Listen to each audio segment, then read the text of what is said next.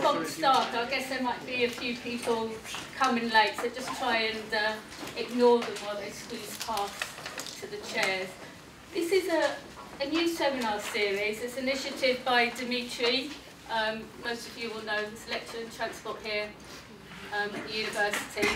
Myself, I'm Head of Transport Evidence at the Welsh Government, and Rhian Watts is lurking somewhere at the back from PB, one of the consultants in Cardiff, to try and have some seminars, sort of in Cardiff, which had a big emphasis on teaching, and being particular relevance to both postgraduate students and young professionals.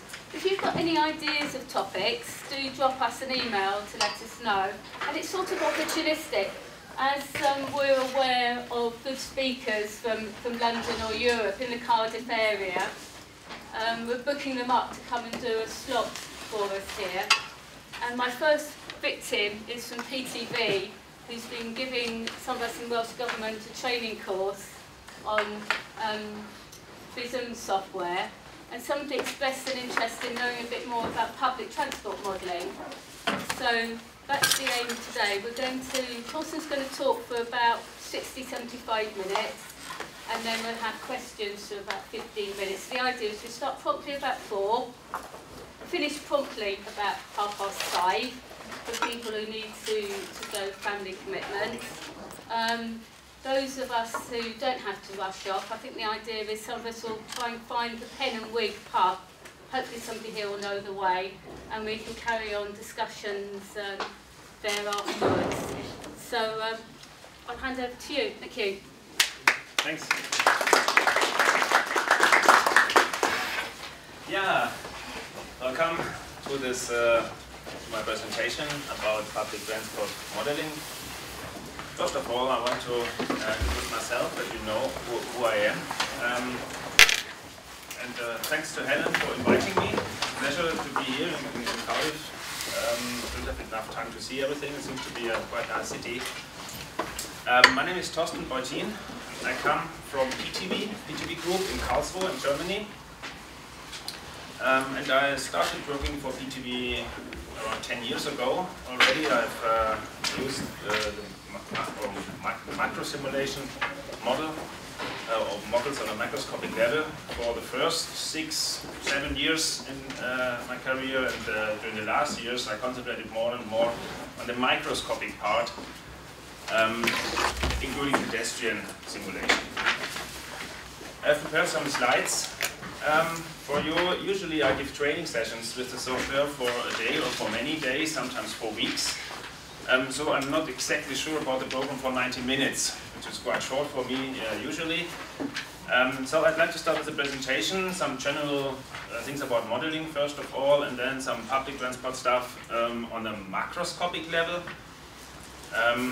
And then I'd like to show some features and graphics and so on in the software which is provided by PTV or which is created by PTV on the macroscopic and on the microscopic level, including pedestrian simulation, depending on the time we have.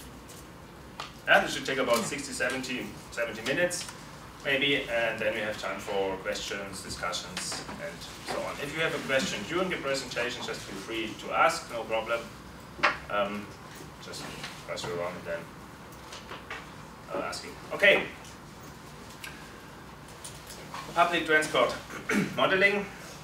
First of all, as I already said, there are 2 different types of models. We have a macroscopic or macroscopic models, usually for strategic planning, and microscopic models for operational planning. You see some screenshots here. On the right side, this is from the PTV software Bissim and VisWalk. And on the right side is a print from VISUM and a screenshot from VISUM directly. We have interfaces so we can export macroscopic models to microscopic ones. Macroscopic models are usually or can be quite huge, quite big, can be whole cities or maybe whole countries or regions. And microscopic models are usually quite limited, maybe a corridor or just an intersection or maybe a train station or something like that.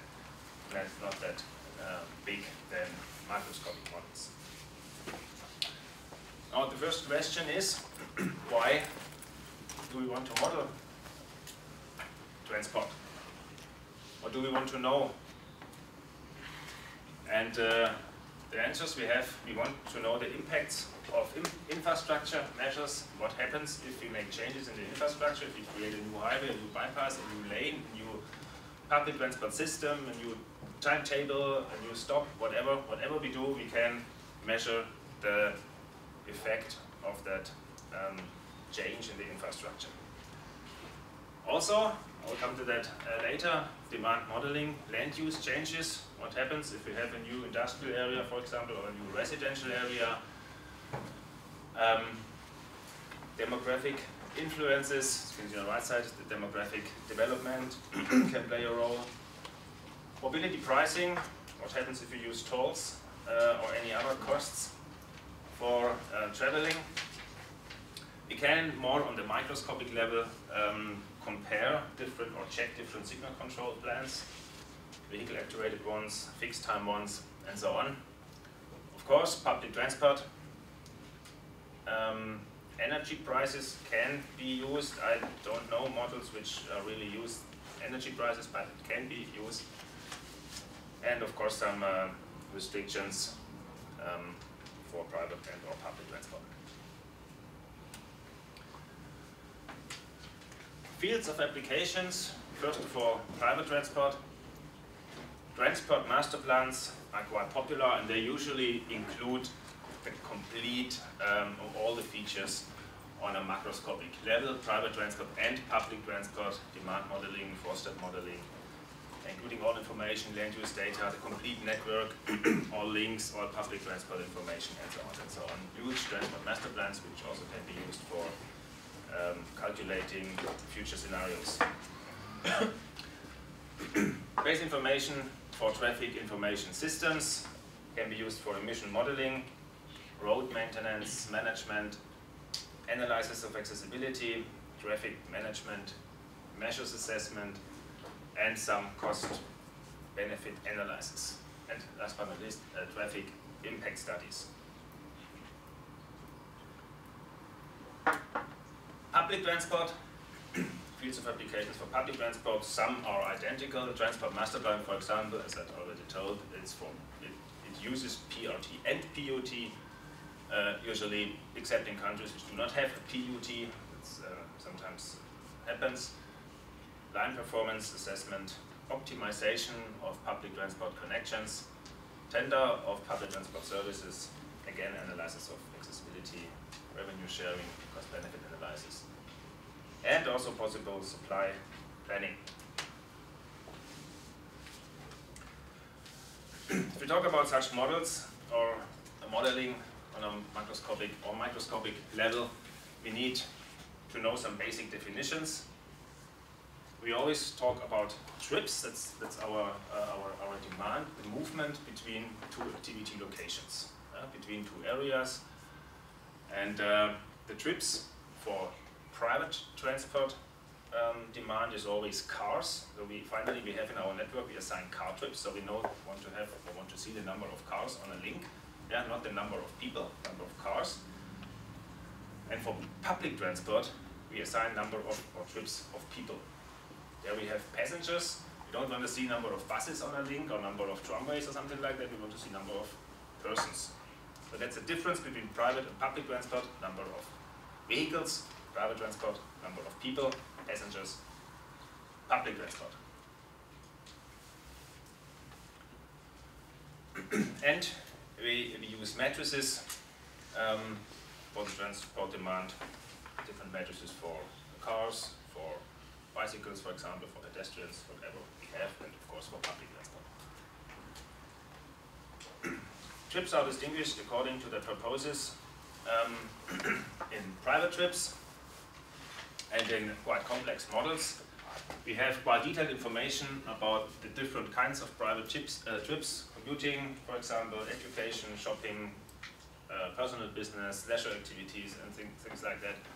So if you have this information, they can be used very, very detailed in order to calculate a realistic matrix. and also future matrices with the expected development of the land use and structural property. And of course we have commercial trips, usually trips in the performance of work on transportation goods. An overview about the separation or spatial separation of a model. Of course we cannot model the whole world in one model, nobody wants to do that and nobody needs it. So we always have a model area. Model area can be a city, for example, so we need, in order to create such a model, all this information in that city. Extended model area is the area around the city maybe, and the rest of the world, everything outside of this extended model area. And in such a model, we can calculate the private passenger traffic and commercial traffic, so all the traffic which is created or generated inside this model area. We cannot generate the traffic which is created or generated outside of this model area.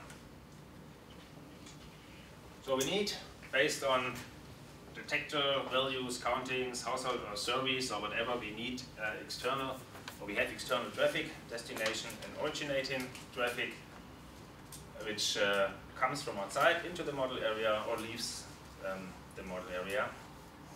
And the same for traffic from the rest of the world into the extended model area and leaving this area. Finally, you have through traffic distance. So that means there are different kinds of traffics and finally different matrices which have to be added or sum up in order to get the kind of final matrix which we want or need to assign in our network. So the model area is our model, more or less, and then we have a kind of upper level model.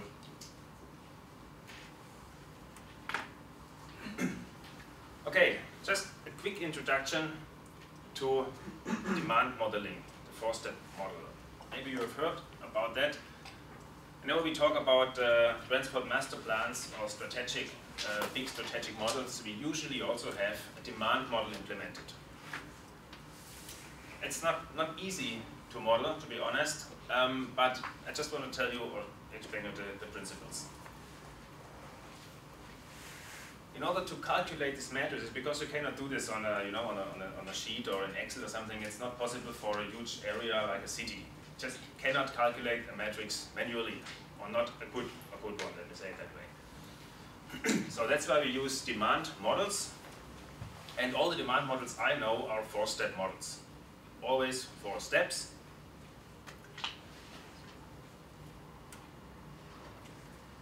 The first step is always the trip generation. Yeah?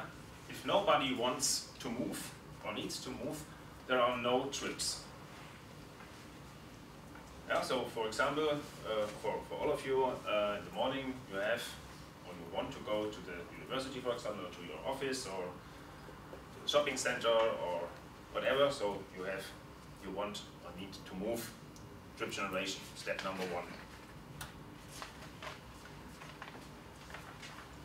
Then, now you want to move and you have a purpose or an activity. For example, you want to go shopping. So the second step is the distribution. First step, I want to go shopping. Second step, where do I go? Maybe there are different shopping centers, not only one. And now you make a decision where you want to go. That's the second step. Trip distribution. Any idea about the third step? Yes. Now, you know, okay, I want to go to the supermarket and I want to go to that selected supermarket. Now I think about how to go there. Walk, bike, car. Public transport is just a selection. Maybe there are, depending on the countries and region and so on, maybe there are some more modes, but this is the third step, the mode choice. in some models, and I had heard this especially in the UK, I'm not exactly sure, then that it's kind of switched, the third and the second step are kind of, or can be switched. I don't know exactly, I know this structure, maybe it's possible also to switch it and define and decide first, okay, I want to go by bike today, and then I decide the supermarket which I can reach by bike, for example. It's also, it is possible. Good, that's the third step. And finally, we have maybe 1 or 2 or 3 or many different options or routes to reach our destination, to go to or to reach shop number 3. This is the assignment.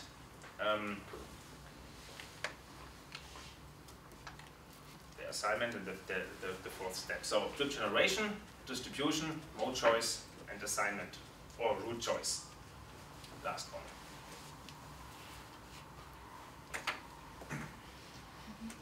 Good.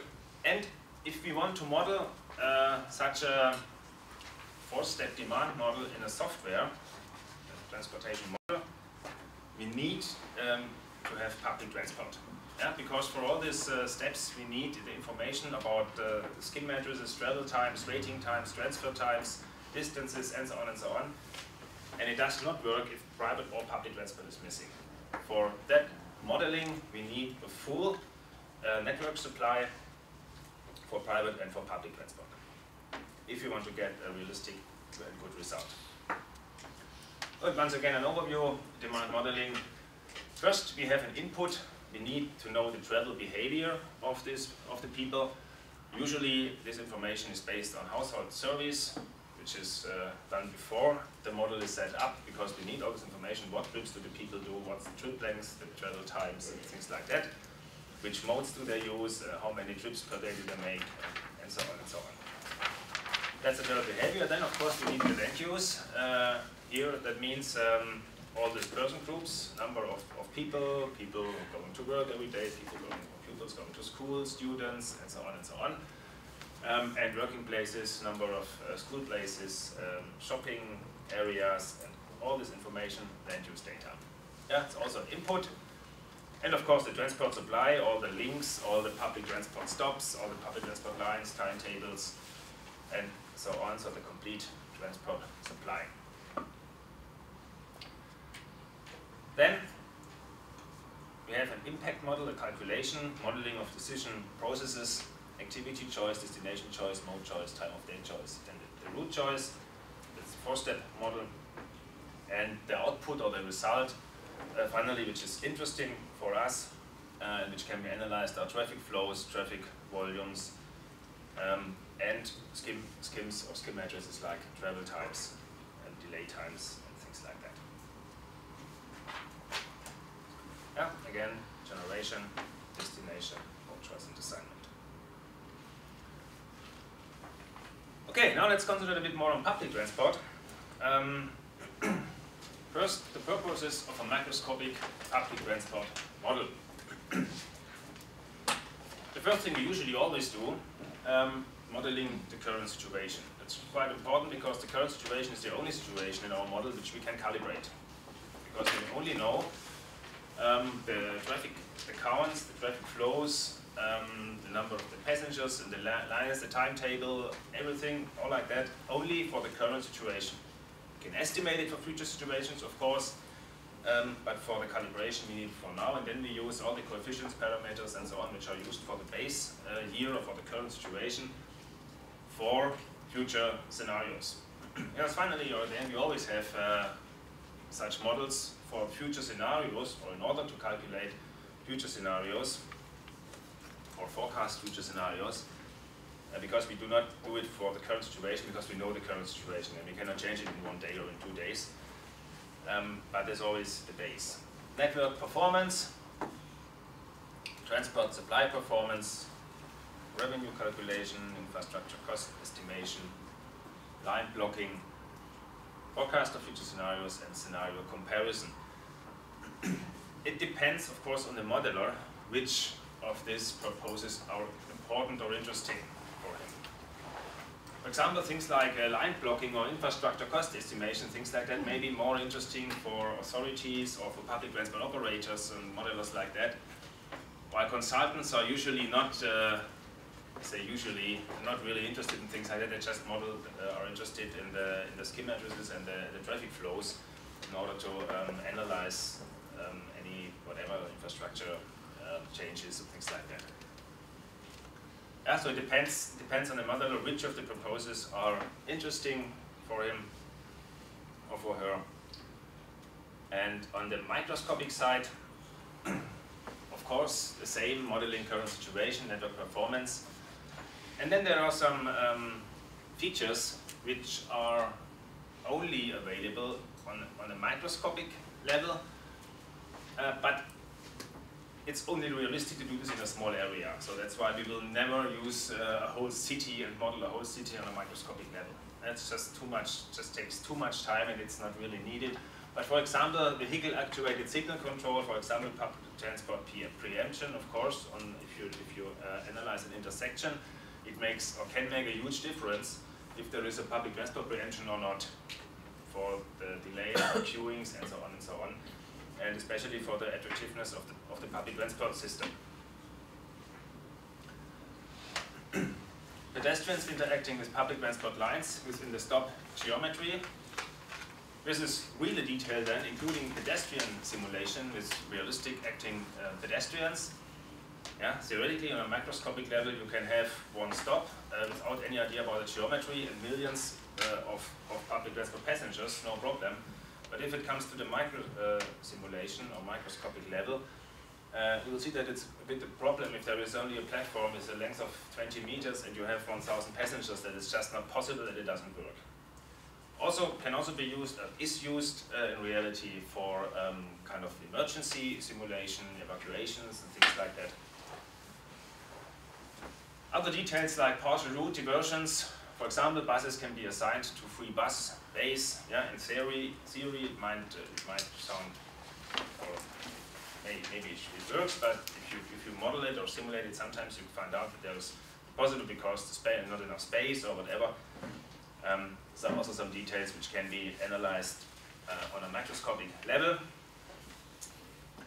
Both capacity and impact of the geometry of the stop design on passenger transfer times and on overall traffic flow and private traffic. And public transport can be assessed. And this is really one of the advantages, if you want to say it like that. The visual representation allows planners to quickly identify possible weak points and thus to derive planning-based improvements. In a micro-simulation, you see vehicles driving around, you see pedestrians walking around. You have a 3D mode, you can just rotate and have a look from different views, and then you can see very, very quickly if there are problems. We will have a look at that kind of simulation later. First, let's continue with some theory. A macroscopic transport model, in brackets in VISUM, I'm quite sure it's also the same with other products or tools.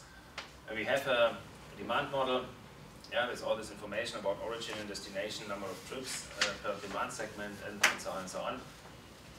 Then the network model, that's usually the model we start with, contains all the support data, transport systems, traffic zones, all the links and connectors and so on, nodes, stop points, and all the public transport information, including timetables.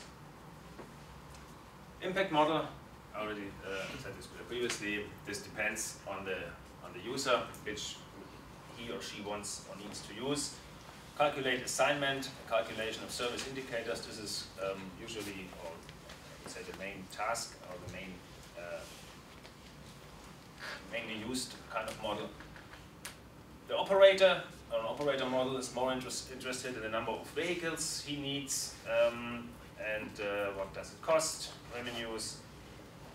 And an environmental model, I don't think that it's really used quite often, but it's available for the calculation of pollution and noise emissions. This, if you want to do that, it needs, of course, or requires much more input. An input which is usually not really necessary about engine maps, for example, vehicle fleet and vehicle combinations and, or compositions and things like that. Yeah? It's not usually not a real input or a part of such a strategic microscopic demand model. And then, of course, we have all the results which can be analyzed in Visum. We have lists or tables and also graphical analysis. We can create plots for calculated attributes in the network, and also journey times and some other graphical options for analysis. Okay, I want to come to some public transport elements now, how they are used in Visum, because I don't know how they're used in other softwares or in other tools, so I cannot say this in general. But I hope it will be clear anyway. Modeling stops. A typical public transport stop can look like that, for example. Yeah? We have different levels, different areas, escalators, maybe stairs, and so on. If I want to model that in every detail, then I can use pedestrian simulation. Yeah? And then I can define different levels, and I can import that or can create it and model it in detail. But that's of course on a microscopic level. If I really want to analyze this train station, if the train station works, if the pedestrians have enough space and things like that. If they don't block each other and so on and so on. On a microscopic level. On a macroscopic level, it would be, or it would look more like that. And we have one stop. In Visum we name that stop. That's the whole station, the stop. And inside that stop, we can have different stop areas. Here, in this picture, we have one stop area for railways, one stop area for buses, or for the bus, one for metro, and one for LRT. And the pedestrians or the passengers can walk between different stops. On a macroscopic level, we define a walk time. For example, from railway to LRT, it takes 5 minutes or 3 minutes or whatever. This is stored in a matrix. Yeah, we do not have any people walking around or something on a macroscopic level. So this is how we would model that on a macroscopic level. Different stop areas, that's how we name it in Visum. And inside a stop area, we can see this on the next slide. So the big green one is the stop. Inside the stop we can have different stop areas. And we have a third element or a third network object in Visum, which is the stop point. And the point is the point where you stand when you wait for the bus, or for the tramway, or for the train. Yeah, the platform, for example. Inside a stop area, for example, a stop area for buses, there can be different stop points for different bus lines, for example. Yeah, so this is how we can model such a structure in Visum. Be careful if you split, if you have, like here, 2 stops, line A, line B, 2 stops, then it's not possible for the pedestrians to walk, for the passengers to walk between the stops and, for example, to alight at lane A and board or continue the trip with on lane B. Yeah? So in this case, we have to create one stop. And then transfer is possible.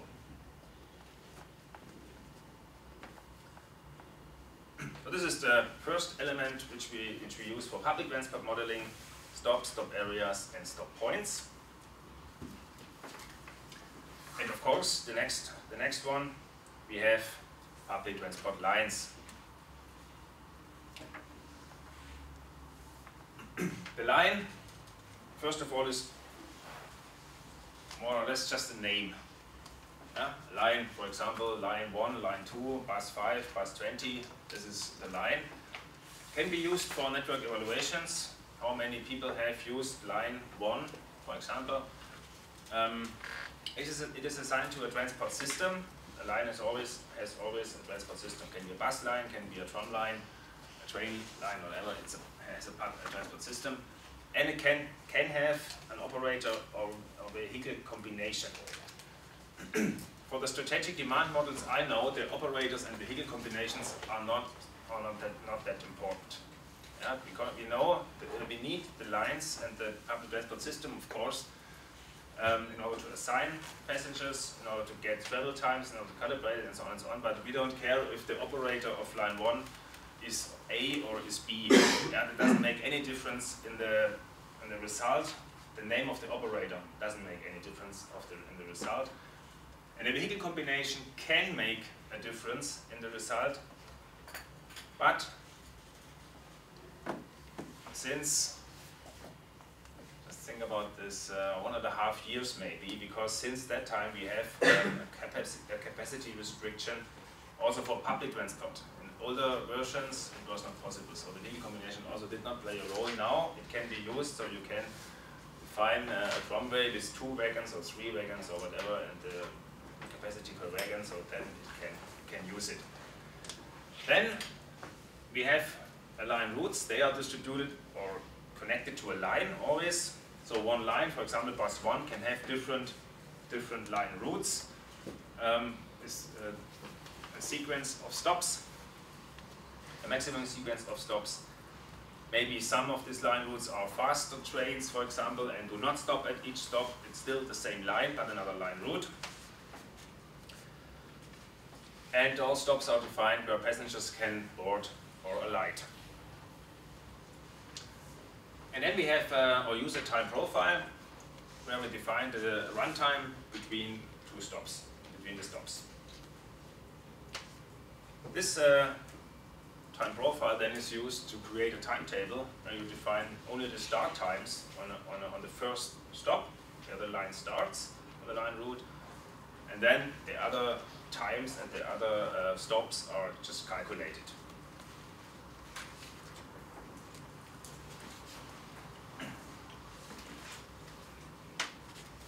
Okay, I think I can go through that quite quickly. You can show this in Visum later. How to create public transport lines. Usually you just start with the first point and with the first stop and with the last stop.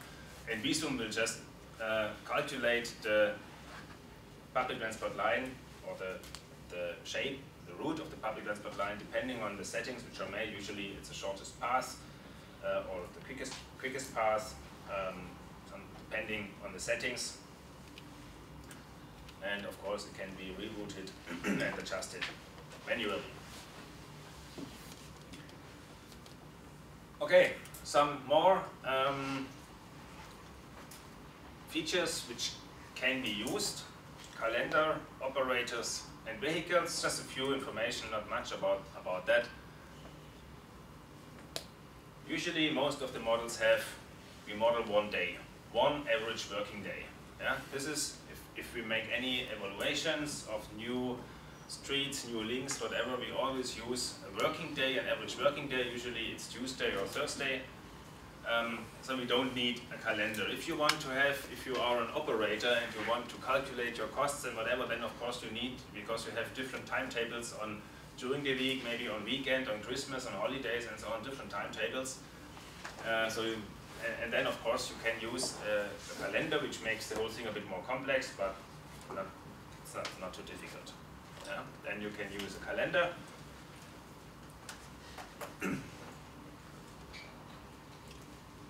Daily, this is what's usually, or in most of the models I know, used. Then days of a week and a very detailed calendar. These are the 3 options you have in Visum. Operators, it's more or less just a name and cost rates. It is needed or used to evaluate public transport operating indicators per operator. And for the line blocking vehicle journey sequences, if you want to know this per operator, then you can use a kind of filter. We have filter functions if you want to have this defined per operator. Vehicles, next one. Vehicle unit, defined for the public transport systems in the network.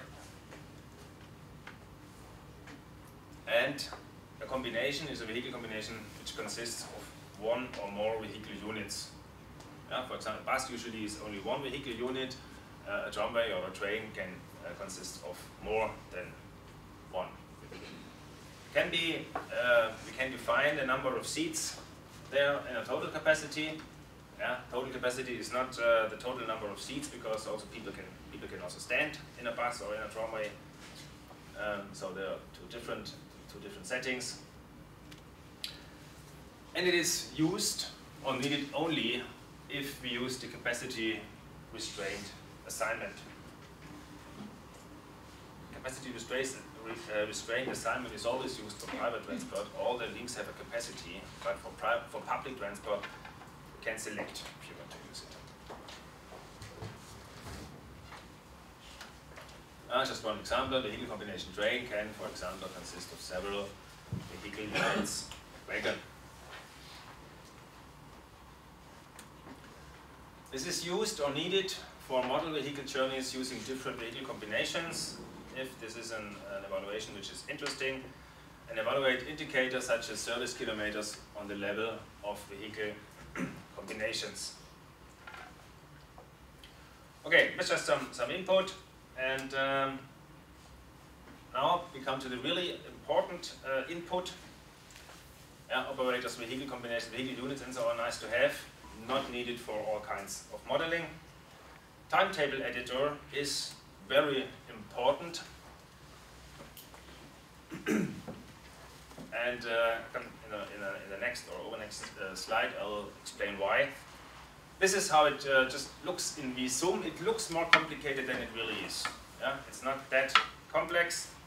We have vehicle journey attributes for every single journey. If it's the transport system, for example, the operator, if needed, the departure time, and so on and so on. These are the vehicle journey attributes. Vehicle journey section attributes, and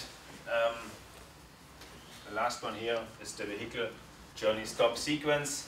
It starts at the first stop at 8 in the morning, second one 8:03, and this is the destination. 8:01, and here 8:03. Not a really realistic timetable, but just to give you an overview. That's one version of the timetable. The other one is a graphical one. In this case, a vertical one, a graphical timetable. And I want to just show you. I switch to VISUM before I come back here, just to show you how this looks in VISUM. Well, let me continue with the next slide, and then we have a look in VISUM, and I can show both at the same time.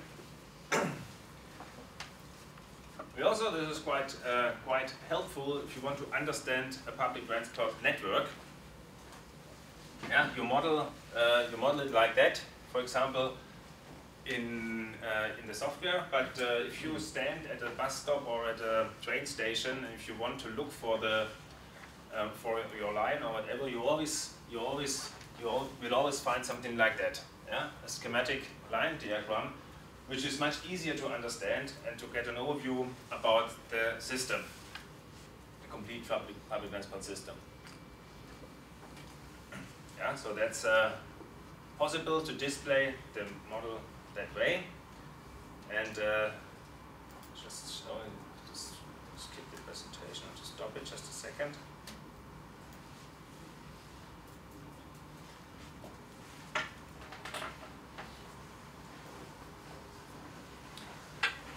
Just one example. What you see here is the graphical user interface of VISUM, PTV VISUM, the macroscopic tool of PTV. We have the network editor. This is the big window here in the middle.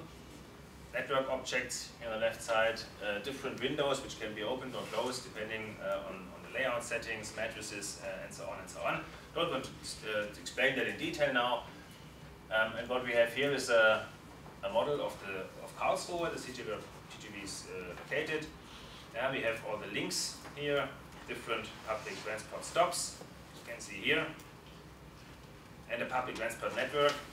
And if we have a look at this schematic line diagram, you can also zoom in and out. This is something which can be directly printed and shown to somebody. It's easy to understand.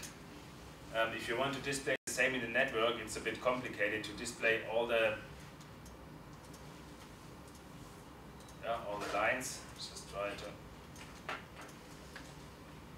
Yeah, it's more or less the display in the network. You have selected all or highlighted all lines now. There's nothing you can understand. That makes it much easier. Of course, we can use filter options. We have filter options here. Okay, I want to display only line 1, only line 2, and so on. I'll show you later. It's also possible. But to get a complete overview about all the public transport lines, it's much easier to have a look at this schematic line diagram. This is the timetable, the tabular timetable. Yeah, start point, all the intermediate points, stop points. Here's some information, name of the line, and so on. Yeah, and the other one, this one is the graphical one. This is a bit more. Yeah, looks nice, nicer than the other one, of course. Yeah, here you see arrival and departure times. For all the lines, and again the times. Just to give you an impression how that looks and how this can be managed in VISUM.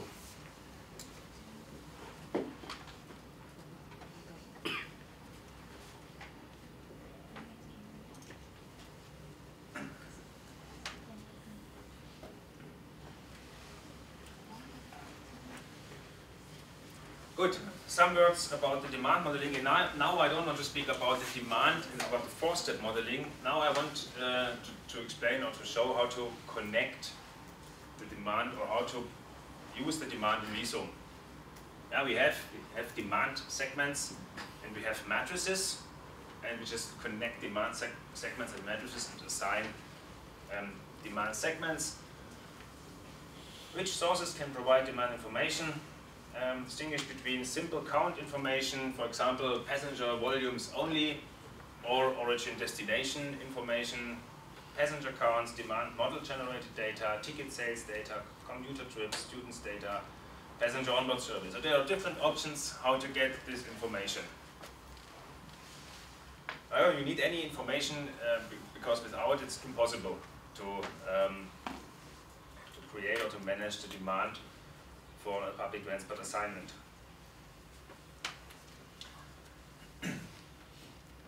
Again, different kinds of information. Passenger quantities, for example, can have counts per stop without any relation to a line, just passengers counted per stop or on the platform. Passenger counts per service trip, volume per section from stop to stop, possible, or passenger counts per service trip per stop. Passengers boarding and alighting, calculate the volume, direct imports of records, import of many records supported by scripts. This is now again VISUM related. So if you have information like that, we can import this directly in the software. Matrices, I'm quite sure you know how a matrix looks like. We use in VISUM zones. So the demand is defined by zone matrices. We have matrices for existing zones and can read external matrices if necessary. Each demand matrix belongs to at least one demand segment. And we have, for distributing the demand in a network, we use time series. Demand distribution by time series. So we have a matrix for a whole day. We have time series when do people start, in the morning or in the evening, depending on the trip, on the activity, on the trip purpose. Can also be used. A matrix looks or can look like that. Yeah, we have all the zones, origin and destination. The yellow cells is internal traffic, the traffic inside one zone. If you have big zones, you have a lot of internal traffic, which is quite bad because internal traffic cannot be assigned on the network. We will not see it in the network, the volumes. That's why you should always use quite small zones in order to avoid a lot of internal traffic. Yeah? And then, of course, if this is zone 761, here again, internal, and I don't know exactly what you mean, 5.64 or something, doesn't matter. Trips from zone number 761 to 762, 1.5 from, and so on and so on. So this is now the volume, or not the volume, the trips for each relation between every zone.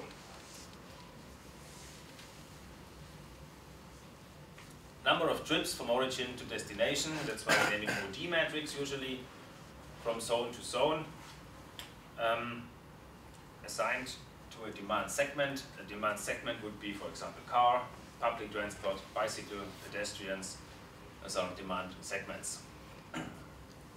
Always for a time interval, indicating distribution of trips over time within the interval. And now, depending on the information we have, there are different assignment procedures. Let's have a look at the assignment fundamentals we have, which are available. First of all, we use an assignment to determine volumes on lines and links, of course. Yeah? We know in the matrix the demand, but now it's the question how they are distributed on the routes they have, or the routes which are available. Determine passenger numbers boarding, transferring, or alighting at stops.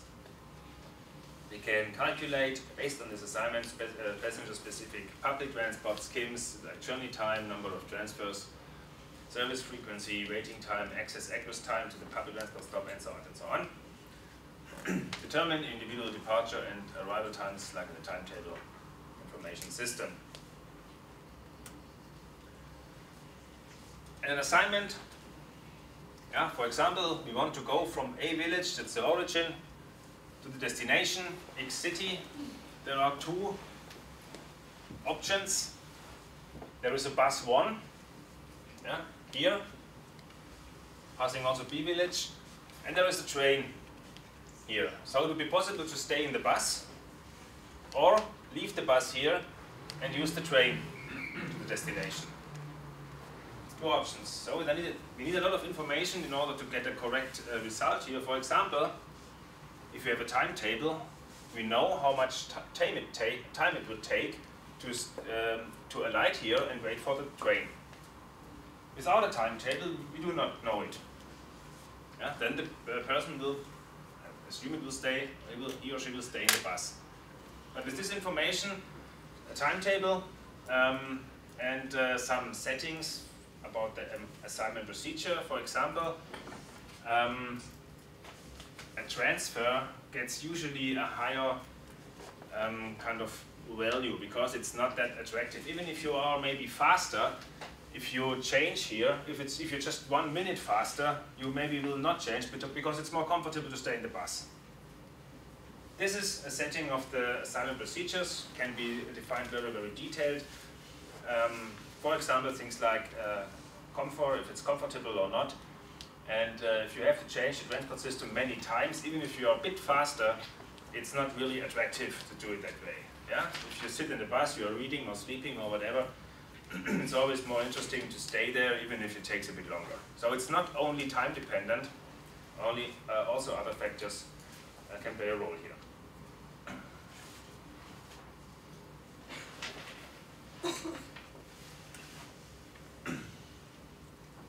Good. The assignment processes, we search for paths in the network, and we define or can have routes or connections. Routes, if only headways are used, if you don't have to estimate waiting times, if you don't have a timetable, this happens especially in future scenarios because maybe it's difficult to get a timetable for 2030. Then you can work with headways and say, okay, the bus will come or the train will come every 10 minutes or every 15 minutes. That's my estimation, that's what I expect, but of course you don't know it. So that's one option to use headways. Then the assignment procedure uses routes or connections based on a detailed timetable to determine waiting times. Both will lead to assign to volumes, of course. And there we have, in Visum, we have 3 different assignment procedures. A transport system based, a quite simple one, which does not need much details, a headway based, In a timetable based, you see the level of details. Without details, we need at least a public transport system, for example, a bus on all the links. Then we can run a transport system based assignment, but it's not really realistic. And the more details we have, the better assignment we can use. The timetable based is the best one, definitely, no question. But it's also the modeling effort, which is of course much higher. You need much more time for all this input before you can use a timetable based assignment. Just ask you a question at that point. Yes, please. How do public transport fares come into this? Because here we have a situation where rail systems run separately from the bus, so a combination of the two might be the best choice, but you're penalised. For the route choice, there is the default settings does ignore the fares, but you can change this. This can be user defined. You can say, okay, it's not only travel time plus waiting time plus transfer time plus whatever. You can also add the fares on that in that list, or on that impedance, or however you want to name it. And then, of course, the fares are considered. There are different ways how to define fares. That's possible. There are different systems. You know how fares work. Just a basic price, or depending on zones, or something like that. Can be all created and implemented and used, of course, also for the route choice. You can use a weight if it's more important to travel cheap and maybe longer, or if it's more important to travel fast and price is not that important. So that's all can all be user defined. Okay. Good. Let's have a quick view of the differences. The transport system based assignment is very little modeling effort, and only used, or should only be used for sketch level network design. Headway or frequency based one, that means the travelers know the network and they know a line frequency and running times. Yeah, so they know the bus comes every 10 minutes and it takes 2 hours to my destination. But they don't know when the bus comes. Yeah, they do not know actual departure times. And travelers may or may not assume punctual service, depends. And they select a strategy before embarking and then execute strategy.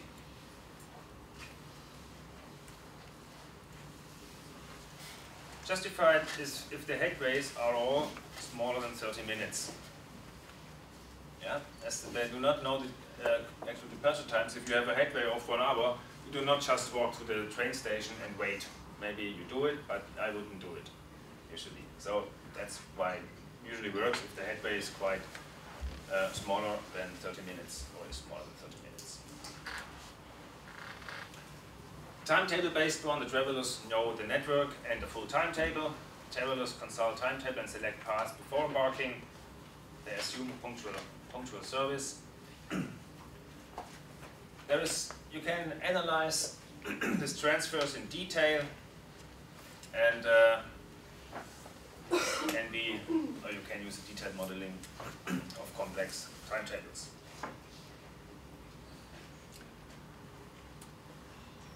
Good. Last part, analyzing passenger volumes. I also want to show some slides, and now again in Visum then some graphical analysis. For example, what we see here, analyzing passenger volume skims, depending on the graphic settings. You see here is, as you can see in the legend, that's quite difficult to read, but these are passengers. The green ones are boarding at the station. The red ones are alighting at the station, and the other one, the yellow ones, are transferring at the station. Yeah, this is something which can be quite displayed quite easily just with some graphical settings or with the graphic parameters, how we name it in Visum. And now I have to stop here again. I think let me just finish the presentation before I switch back to Visum. And this is our volumes now, link, line or line route display and passenger volumes. You can also display passenger kilometers if you want. There's all this information is available after the assignment. Number of passenger trips unlocked with or without transfer. And the last one, and then I switch back to Visum and show you the same in Visum. Also an evaluation tool or an analysis tool, the transfer display of regular services with passenger volumes. That's the last slide. I'll skip the PowerPoint now and show you this the last slides in Visum again.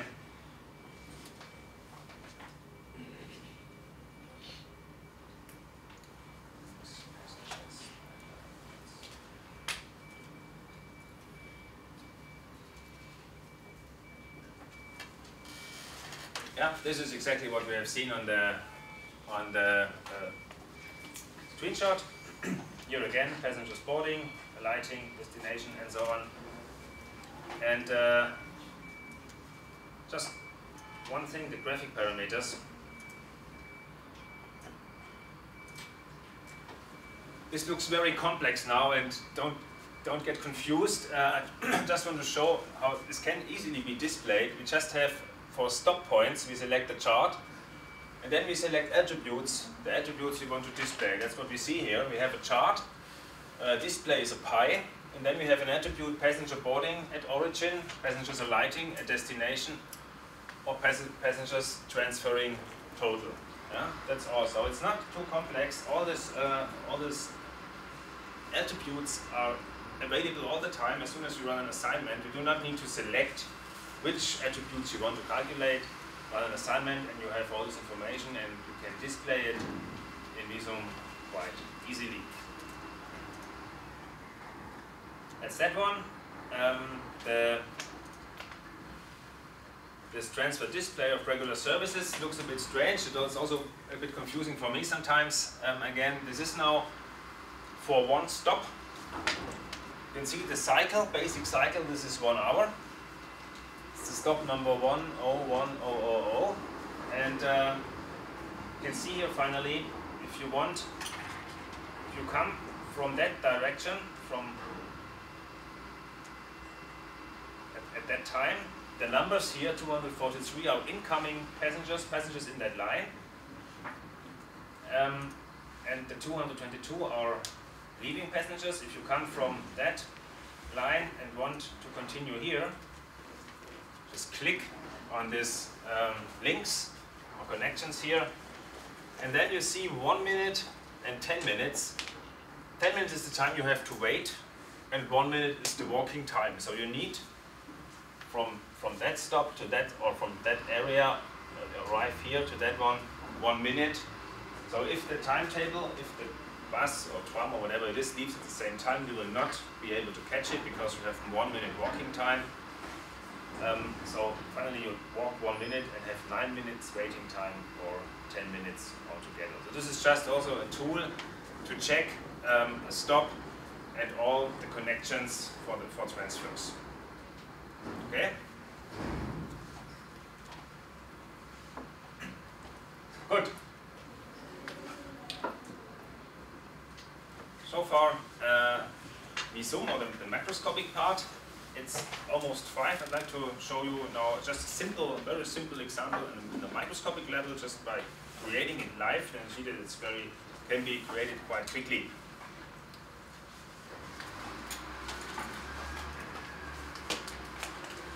I switch to another tool.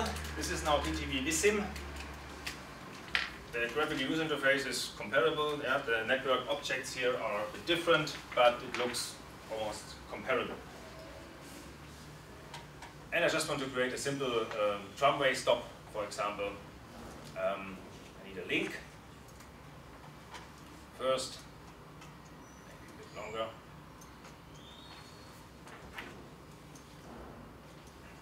Then I need a public transport stop. We have 2 public transport elements here, public transport stops and public transport lines. So I create a stop somewhere here in the middle. Length 30 meters, for example. Okay, then a public transport line on that link. here, end of the link. I want to have a tramway. 5 kilometers per hour is a bit slow, say 50. Know all the settings right now. In Bissim we have also, or can have a kind of timetable, but it's a bit easier. Here we just, it's easier. We define departure times, and that means now if the tramway starts at the beginning of that link, the first time we have in that window then, that means if there is whatever 300 seconds or something, that means in simulation second 300 the first tramway will start here. It does not mean that it's at the stop at 300 seconds. Yeah? Maybe there are more stops along the tramway line. So the input is in Bissim the start time at the beginning of the link for the public transport line. I want to generate some start times. The first one, I want to see it quickly, so after 2 minutes maybe, or let's say 1 minute.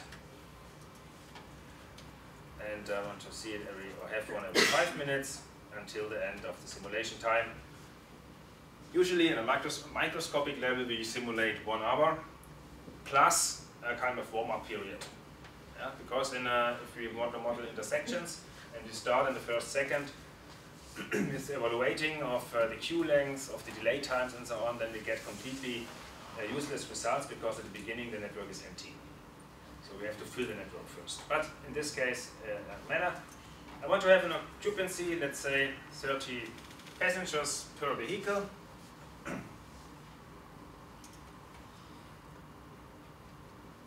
Okay, this is now my Bissim timetable more or less. First vehicle starts in 60 seconds, 360, 660, so every 5 minutes we will have a tramway. And we can use the time offset here.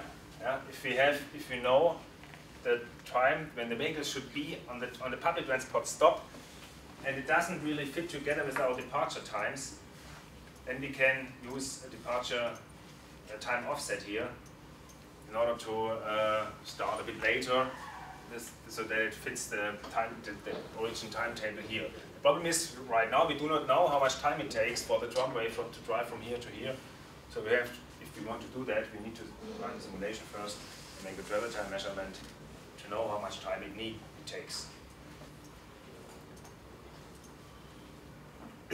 Okay, I forgot one thing. On this public transport stop, I need to have a platform edge.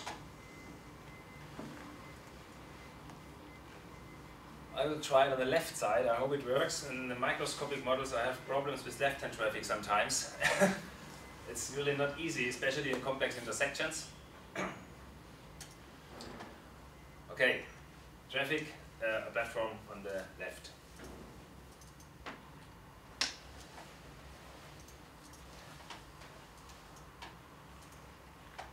Now, I need a pedestrian area. So what we do here, what I show you right now, is a combination of private transport and public transport elements. Yeah? In Bissim we have both. If you scroll down to these yellow objects, these are all pedestrian elements. The green objects, public transport stop and line, public transport elements, and the others are used, or the first ones are used for private transport mainly. Okay, let me create a public pedestrian area here.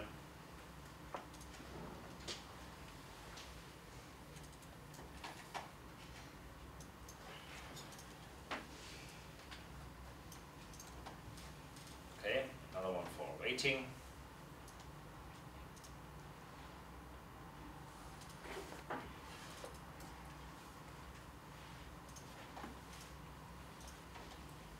I don't have the time to explain everything in detail. I just want to show you the simulation in a minute.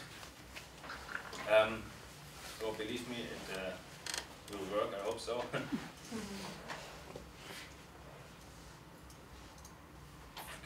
the last one.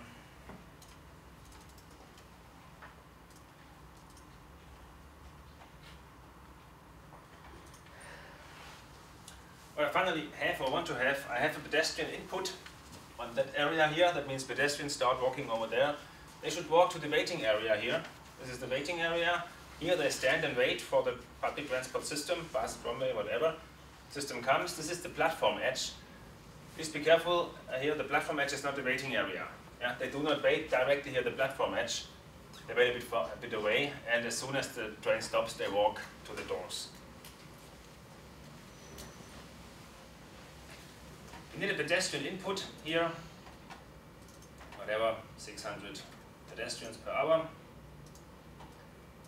And in the micro simulation we need routes. And these pedestrians should walk to this waiting area. And these pedestrians, this is also a kind of input, because you remember, for the public transport line I have defined occupancy of 30 people. That means the people leave or will leave at this public transport stop, and they should walk to the exit.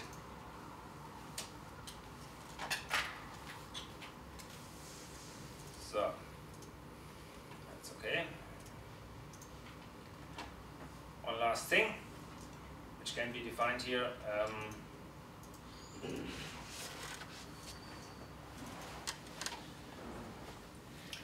On this public transport stops, we can define some details if we want. You can switch it on or off. This depends on the line. This is now the definition for this stop and line number 1. If you have a stop and more than one lines, you can define for every single line if the stop is active or not. Skipping possible. I'm not sure if you have it. If you have this here, I know it from Germany. For example, if a bus is if a bus drives to a bus stop and nobody wants to leave and nobody stands and waits there, then the bus doesn't stop and just continues. This is skipping possible. Touchdown offset, again, not that important. Different dwell times, also not important. And finally we can define here a lighting possible, left or right, boarding possible, left or right, front or the back. A lighting and boarding. And there is another feature, late boarding possible. That means, you know, the movie Speed, when Sandra Bullock runs to the bus. This is late boarding, so you come too late, you run to the bus, and the bus usually would start, or the tramway, but the driver waits for another few seconds for a passenger or for 2 passengers. That's late boarding.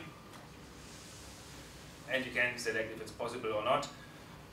Sometimes, for example, this metro in Dubai, there is no driver, so there is never late boarding possible, because it just works automatically and it will never wait for a delayed person. Okay, now let me see if we can get a result.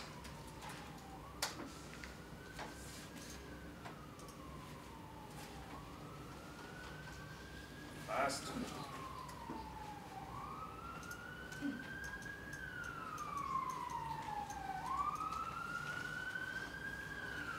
Of course, you can change the graphical display, no question, but maybe it's easy to understand. This is the waiting area now. Yeah, pedestrians walk to this area, they wait here.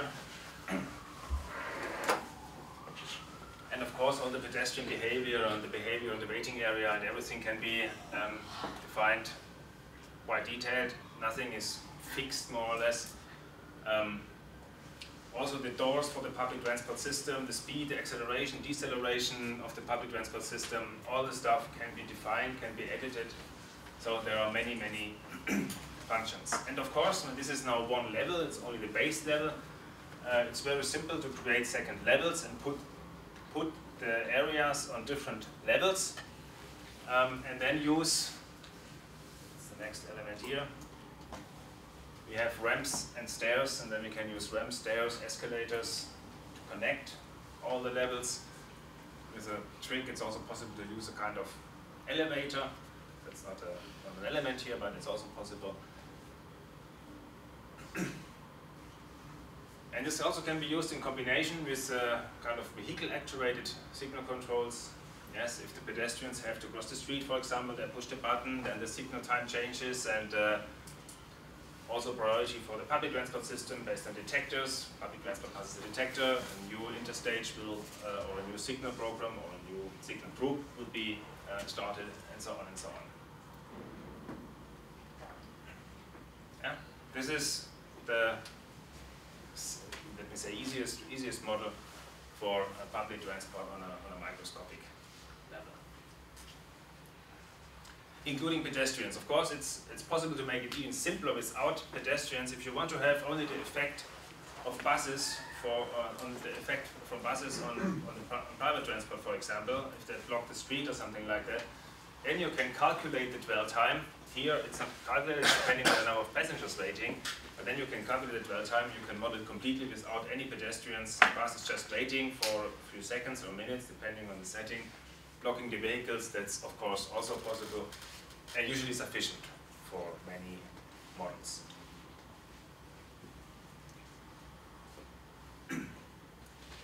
Okay, any questions about that?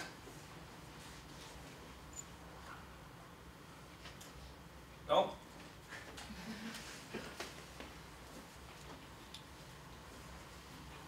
Okay. Ellen, 17 minutes. Yeah, thank you very much. It's incredibly interesting. I must admit, as a sort of a Bisum modeler, sort of demand matrices and a maths, I just get sort of very envious when I see pretty displays like that and just mesmerising. But thank you for covering so much. But has that raised any questions? We've got about 15 minutes left while Torsten's here. Yeah, thank you. So to go back to the 4 steps demand model. Yeah. You mentioned in the UK there's a tendency to swap 2 and 3. So for example, I'll decide to take the bike because it's closer. So obviously human behaviour has big impact on these forecasts. For example, in terms of forecasting congestion and revenue and infrastructure costs, to what extent can we provide forecasters, and what's the best way of doing it? Forecasting human behaviour in these situations. Best way Yes. for doing it. How much impact does it actually have on our models? And If you shift it or what? yes, or just human behaviour in general, because obviously it's something that's unexpected, but I'm not sure. I'm not exactly sure. I only know the steps in the typical order, you know, generation, distribution, more choice. If you, and of course, I mean, it's a forecast, and you will never be 100% correct with it, because we have the Bayesian model, or the current situation, calibrated with countings and so on, and with all these parameters and coefficients which are used for the complete for the distribution for the mode choice. This is very, very complex. Helen knows much more about that, and we use the same coefficients for the year 2020 and 2030 and so on, because we don't know it better. And for example, if you live in a country right now where nobody uses the bicycle, then you use the same coefficients for the forecast in 2030, but maybe, depending on the politicians, if they say, but now we push bicycles, they build bicycle lanes and whatever, and you get bicycles for free, and 10 years later everybody uses bicycle. The forecast, nobody uses it because it's the same, it uses the same behavior for the future scenarios. Not only with bicycle, in general, it's the same behavior for now and for all the future scenarios. And that's why it's always not exactly correct, but it's the best we have. thank you. Okay? Yeah. Or do you have? Well, I was just saying, and this is exactly the situation where you might want to do sensitivity tests. And also, when you're making a decision, do people choose their mode first or their destination, you might want to vary it for where you are in different parts of the country. So in the UK, a lot of our technical guidance on modelling comes from the Department of Transport in London. And there, like for work, you know, lots of people use public transport, so they might say, right, people know that they've got to use the train to get to work, and then they'll choose where they can work depending on where they can get to by train. Whereas in other parts of the country, people might have quite a freedom of choice to use the car or the rail or the bus, in which case then the destination might be the thing that they choose first, and then they work out how they're going to get there. So I think we've got to be aware that there isn't one size fits all. So sometimes you can do like interviews and surveys with people to try and elicit their choice processes. Otherwise you can do sensitivity tests and say, do your forecasts vary if you change the order in which people make those decisions?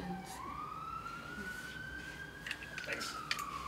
And don't always just follow the guidance blindly. Don't just say, I've done it like this because the rule book says I must do it. Always think, was that guidance developed for a context which is applicable to the context that I'm modelling?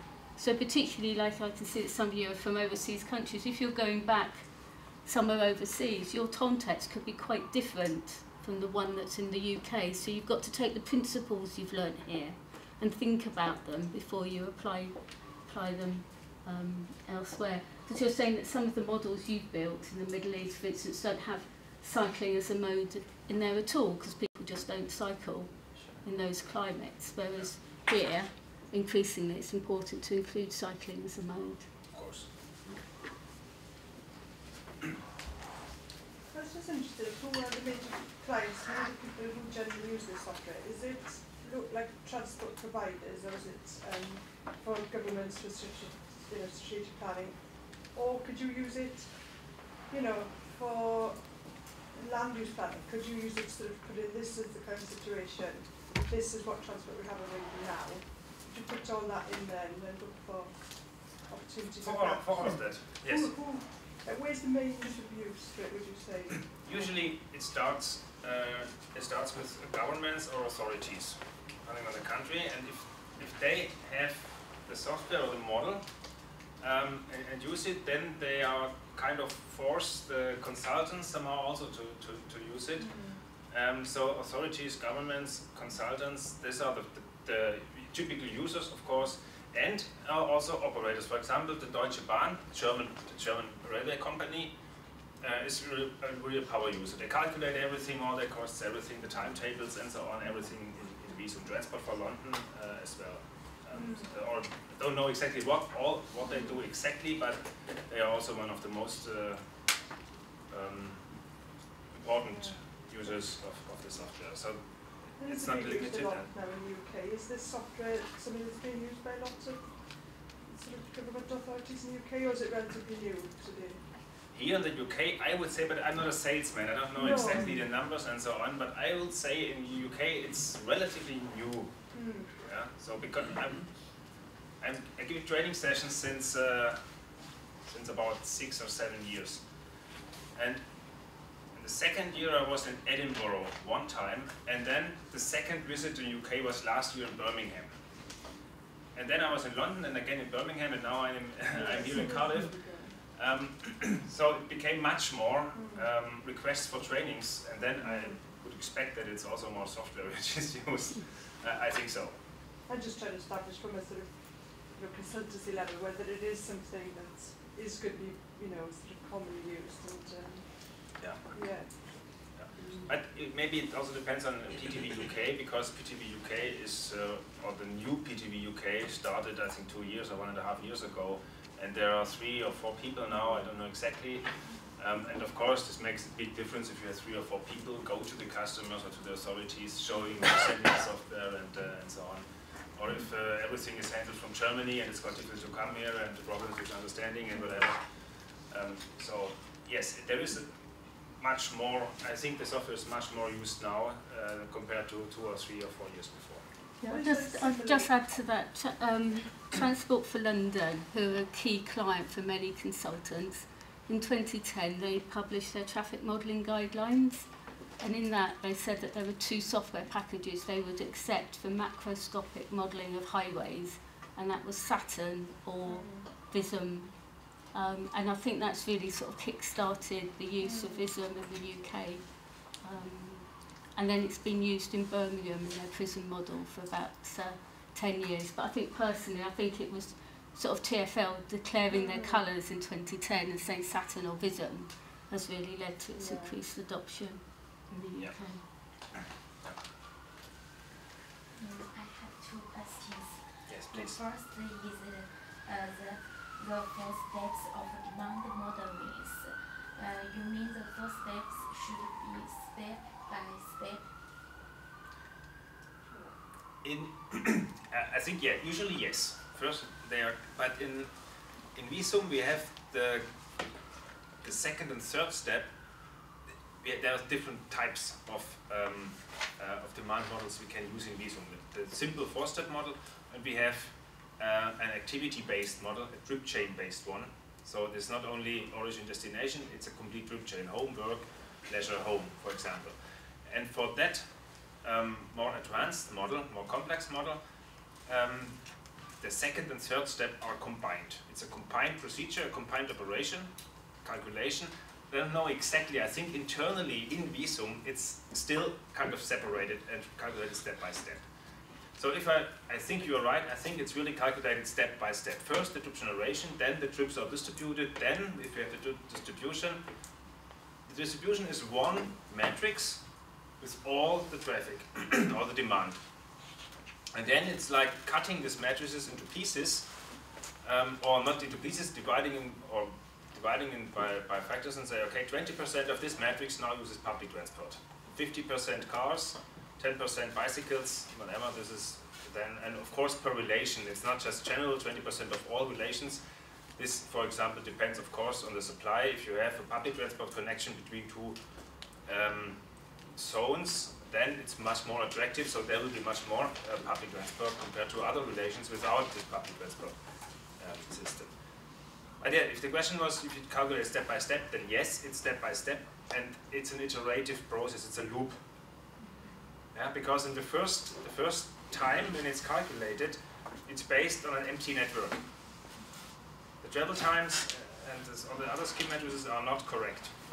But you have to start somehow, so based on the first procedure, we have an assignment at the end. Not the final assignment, but based on that assignment, it starts again from the beginning with the distribution, the mode choice, and so on. And then it calculates again the scheme matrices, travel times, waiting times, all the stuff. And so it's a loop. It's difficult to say how much. Usually the models I know have 4 or 5 iterations, 4 or 5 turns, and then it's finished. Then it's good. Then it's converged, how we say. And my second question is, in your lecture you use the software PTV VISum, and my former classmate who get a job also recommend me to learn a software named VISum. You know VISum? We have both. Let me just a second. I hope it. Oh, it's difficult to see here. You see that? Yeah. That's Bissim. It's a thing. The SIM, it's VISSIM. The VIS is German, it stands for traffic in cities, so we can ignore that, but the SIM stands for simulation. And this is microsimulation. So VISIM, that one, is microsimulation. And VISUM, is for mic. that one is, I don't know exactly how to pronounce the differences in English. I think in English it's a bit difficult. In German it's easy. In German it's Visum. It's an U. Visum. Yeah? And Bissim. And in English it's both Bissim. It's difficult. So I don't know exactly which. Do you mean the macroscopic one? That one? But or the other one? I can't find it. You know, many of us use a computer mic. Use a mic. You know. Mac. Mac. Yeah, but I can't find this software on the app store. So could you? No, you will not find it there. Yeah. So we don't like Apple. So could you recommend us some this simulation software for Mac?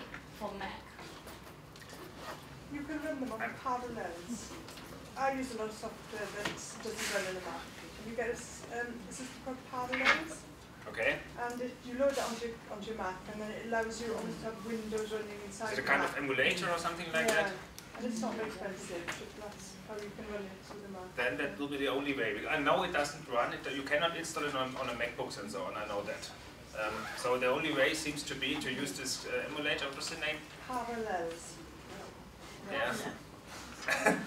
I don't say that. I'll give you the name of it. Yes, please.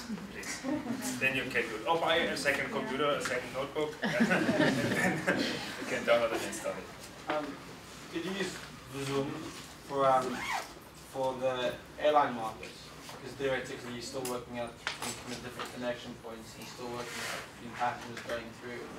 And then you say, will the airline market use VISUM to work out different ways of how many times after you have airplanes in the sky, etc.? I think you can do that, yes. I haven't seen it, I haven't used it, but why not? I was wondering. Because I think you can. It's an interesting way to see whether, like, the load factors, for instance. Now, if you can work out how many people are on the plane and see if they go between different locations, you can work out. It is possible. I would say not many modelers do it or use it, but technically, yes. Presumably it's quite a useful tool for bus operators, as you mentioned. Would it be useful for perhaps here in a UK context where we've got like a deregulated bus market between operators to put in different timetables and things to see what to choose the routes and timetables and things around what their competitors are offering, and do many bus kind of operators use that here in the UK? Do you know, or? I know that you can use it for that. It's possible, of course. Yes, absolutely. I don't know how many operators really use it for it here in the UK. I don't know that. But of course, it's possible. You can calculate all the stuff. I think in the UK, a lot of transport operators don't use it, but it's used more like by the PTEs, the public transport executives, and the major conurbations. They'll use VISUM or something similar for planning bus operations. So I know like Centro have used the VISUM model up there for a lot of their planning work.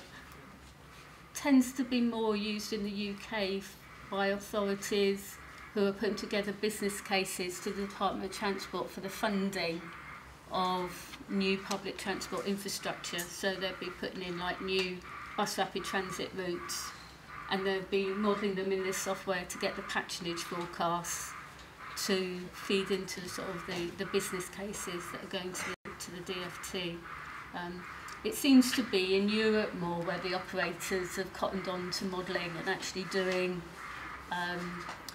this sort of work to plan their timetables and routes. In the UK, a lot of the bus companies still are a bit like sort of finger in the air. We think a bus here will be good, let's run it for 6 months and see if the passengers turn up. I think the operators there are often part of the governmental department, which means they fit into Yes, that. yeah. They're more akin to a PTE in that situation. I think it's time for one more question, if someone's got one. As I know, getting transportation demand data is very difficult. So how do you deal with that in practice? That's my first question. And if researchers can get access to everyone's mobile, they can have very detailed and up-to-date location data. But even though that's anonymous, it still has ethical problem. So do you think there's a solution in the future? What's your point? Good question. Good question. First of all, this demand data, or the data which is needed for demand modeling, it's still based on usually on household service, which is, it takes time, costs a lot of money and so on, but this is necessary to get all the information you usually need to set up such a model if you want to make it in a realistic and good way.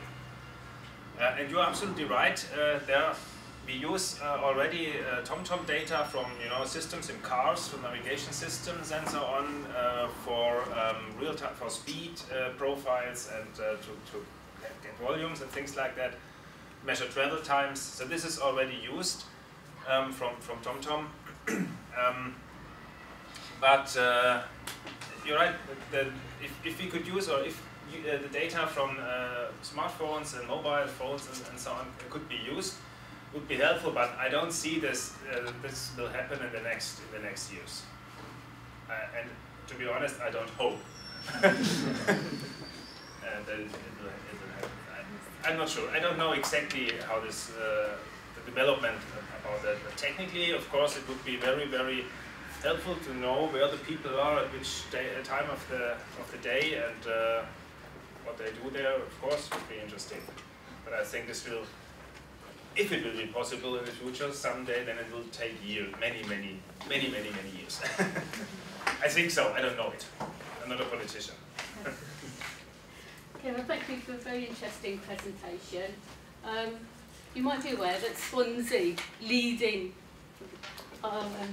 city in Wales, are building a model in Visum at the moment.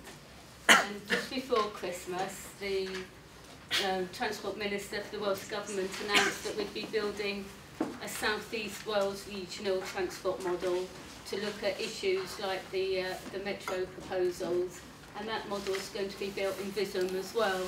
So for those of you working in transport planning in Wales, I think we're going to be seeing a lot more of these models in the next few years. So I'd like to say thank you very much for giving us such a thorough and comprehensive introduction to public transport.